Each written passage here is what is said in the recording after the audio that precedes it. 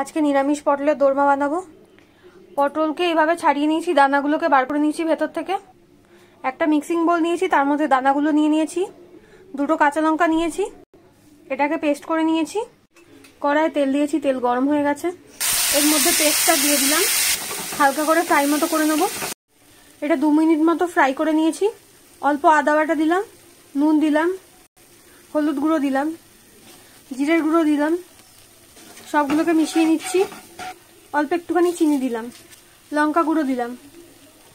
সবগুলোকে মিশিয়ে নিচ্ছি। কুচনো কাজু কিশমিশ দিয়ে দিলাম, মিক্স করে নিচ্ছি। পনির দিয়ে দিলাম, সবগুলো একসাথে মিক্স করে নিচ্ছি। অল্প একটুখানি কাশ্মীরি লঙ্কার গুঁড়ো দিলাম। পুরটাকে ভালো করে শুকনো করে নিয়েছি। পুরটা রেডি হয়ে গেছে। পুরটাকে একটা জায়গাতে ঢেলে নিয়েছি ঠান্ডা হওয়ার জন্য। পটলটায় নুন হলুদ মাখিয়ে রাখলাম। কড়াইয়ে তেল দিয়েছি, আবার তেল গরম হয়ে গেছে। পটলগুলোকে ভেজে নেব। পটলগুলোকে ভেজে তুলে নিয়েছি।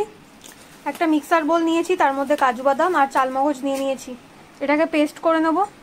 একটা বাটি নিয়েছি, শুকনো লঙ্কার গুঁড়ো নিলাম, জিরের গুঁড়ো নিলাম, ধনে গুঁড়ো নিলাম, হলুদ গুঁড়ো নিলাম, নুন নিলাম, কাশ্মীরি লঙ্কার গুঁড়ো নিলাম, আদা বাটা দিলাম, অল্প একটুখানি জল দিলাম।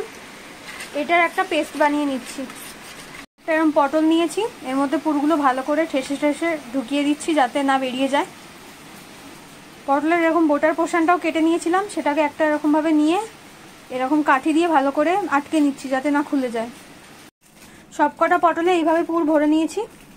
কড়াই একটুখানি তেল দিয়েছি, গোটা গরম মশলা দিলাম, মশলার পেস্টটা দিয়ে দিলাম। ভালো করে ফ্রাই করে নেব। টমেটো কুচি দিয়ে দিলাম, মিশিয়ে নিচ্ছি। টমেটোটা ভালো মতো ফ্রাই হয়ে গেছে, ভালো করে মিশিয়ে নিচ্ছি মশলার সাথে।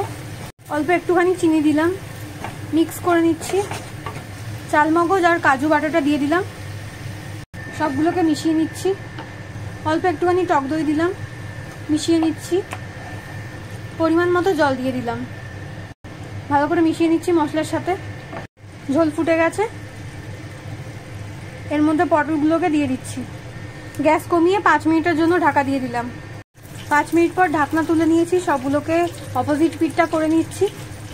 গরম মশলা গুঁড়ো দিচ্ছি, অল্প একটুখানি ঘি দিলাম, হালকা করে মিক্স করে নিচ্ছি। আজকের রান্না রেডি। রান্নাটা ভালো লাগলে লাইক শেয়ার কমেন্ট করবেন।